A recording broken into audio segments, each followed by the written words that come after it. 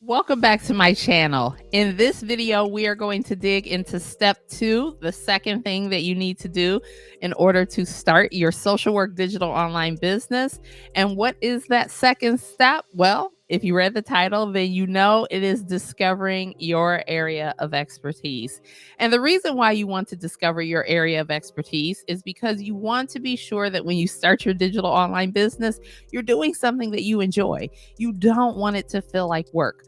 When I show up to do these videos, when I work with my clients, there are times where life is life and I may not feel like showing up that day because life is lifing, but I never, ever hate what I'm doing. I love showing you guys how to start a digital online business and how to change your lives by not trading your time for money in the sense of an hourly rate, right? Whether it's your wage or whether it's a client paying you, I am going to show you how to leverage all of that so you can scale your ability to make money. And I love doing that. So you want to discover your expertise, and you can do that in 3 simple steps. So let's get into those 3 simple steps that you need to take to discover your expertise. Okay, so step number 1 is assessing your skill set. And under this step, there are 4 things that you can do to assess your skill set. And we are going to dig into number 1. So, one of the first things that you need to do to assess your skill set is to reflect on your personal experience. So, what has been your previous roles as a social worker or your current role as a social worker? What are you doing? What have you done in the past that has helped someone or yourself gain a transformation, right? So you want to look at these. Even if the job was not a social work position. So, for example, for 23 years, I worked in health insurance. Of those 23 years, I would say probably about 10 of them, I did customer service with these various health insurance companies. And so that made me very proficient in customer service. It made me very proficient in understanding how to set up systems and why systems are important. It made me very proficient in understanding how to speak with callers, how to empathize with them, how to de-escalate situations, which are all things that come in handy as an entrepreneur. Another thing that I did, I was a licensed insurance agent, and I was also a licensed securities person, meaning that I did investments, right? And so this is a valuable asset to my business. I'm able to talk with my clients about various insurance policies that they may need in their business.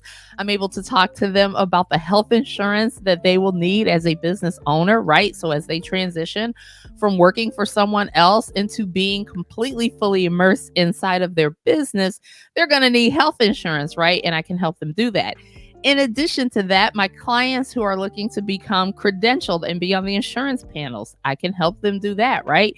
So while these jobs were not necessarily social work based, they definitely gave me skill sets that come in handy inside of my business. Now, looking at my social work positions, right? I've held positions that have done substance use counseling. I worked with individuals who meet the diagnostic criteria for intellectual and developmental disabilities, right? I've also done coaching, and I've worked with plus size clients to help them develop new behaviors and relationships with their body. And so all of these things are things, again, that were valuable in my business because it was my plus size chronic dieting clients that I started to create a digital product for. My friends, my social work friends, when the pandemic hit and they started asking me about my business, that's how YouTube and the Social Work Entrepreneur Academy and all of these things were born, right? And so all of these professional experiences were able to help me carve out my particular skill set here on YouTube. And so the first thing you're going to have to do is reflect on your past professional experiences to see what you can monetize within those experiences or what value they add to your business and your skill set. The second thing under assessing your skill set is you want to look at any continuing education that you'll have coming up or any education that you already have, right? And so let's go back to my undergraduate degree. My undergraduate degree is in writing with a minor in English. So I'm a language person. My first master's degree is in creativity and change leadership. And then I have my master's of social work, right? In addition to those degrees, I've taken certifications, I've taken different continuing education courses, right? And so all of these things will add to your skill set. Each time you do continuing ed, you are strengthening your skill set, your ability to help someone. You are accessing new areas of knowledge. Hell, watching this YouTube video is continuing education. It is education and you enhancing your skill set, right? And so there's a couple of things that come into place. It enhances your area of expertise. It also is, you look at these things because when you're determining price of your digital product, you are going to determine price based on the value or the transformation that you are able to help that person obtain. But you also want to look at all of the investments you've made in your education, because also when you're establishing your price, you want to factor that in the sense that when people tell you, oh, that's too expensive, you don't want to beat yourself up about your rate because you've paid to gain these skill sets, right? So there's a couple things at play. And that's why I have you look at this, because it's to look at your value and the value that you have given yourself through this education and enhancing your skill set so you can help someone obtain the transformation that they're seeking. And also in remembering your value when you price your digital product. I see it so many times that people want to go very low rates on the price of their digital product because they just don't see how their value is built into that product, right? Yes, it's a transformation that you're offering, but it's your value as well. And so there's a happy balance between those things when you are looking at your skill set and pricing your digital product and the transformation you can help people obtain. And so these are some things that you want to look at when you are assessing your skill set. The third thing that you want to look at when assessing your skill set is identifying any transferable skills. So this is similar to what I talked about earlier. I worked at the health insurance companies and I started in that career field doing customer service. Again, very, very valuable in my skill set. Maybe not because I'm teaching someone else how to have customer service skills, and I might, right? Many of you who are starting a business, who might come into the social work mogul community, you might need some help in understanding customer service if you've never worked in that industry, right? So, this is a transferable skill set. If you've done any waitressing, if you've been a waiter, if you've worked in food service in any aspect, if you've worked at a resort, if you've worked in hospitality, if you've worked in substance use disorder, if you've worked in various fields that might be transferable over to what you are going to do in your digital online business. You might be a great painter. You might be great at traveling and booking travel and organizing travel. This may have nothing to do specifically with social work, but it is still something that you can potentially start a digital online business, right?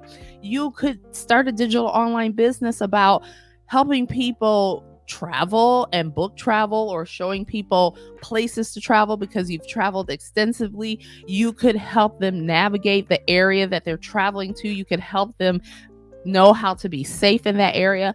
These are all things that require your social work skills, but it also encompasses your passion for travel. So you want to look at any transferable skills that you may have. And then finally, number 4, assess your personal interest.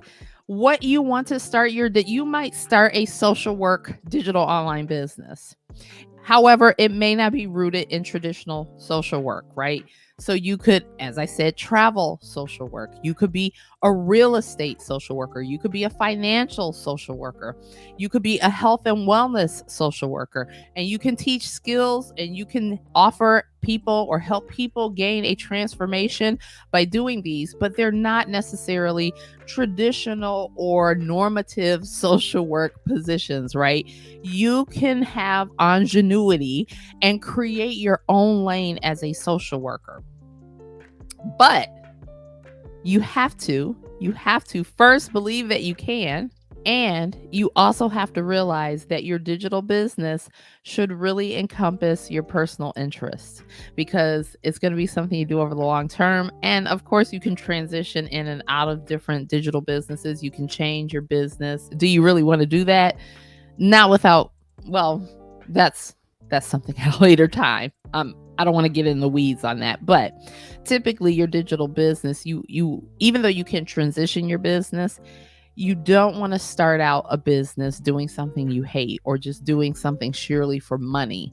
Money will come when you're passionate about it, when you are delivering valuable content, when you can help people gain a valuable transformation. Money will come. So when you pick something that you are passionate about. Okay, so the next thing, step 2, the second thing that you want to do when you are determining your expertise is you want to ask yourself some valuable questions that can help you flesh out a ton of information and help you figure out what you might want to do your digital online business in. And so let's cover these 6 questions that you should ask yourself. Now, remember, these notes are going to be attached to this video inside of the Patreon community. If you are not a member of the Social Work Mogul Patreon community, be sure to take notes on all of this so you can implement all of this information when we get to that implementation piece.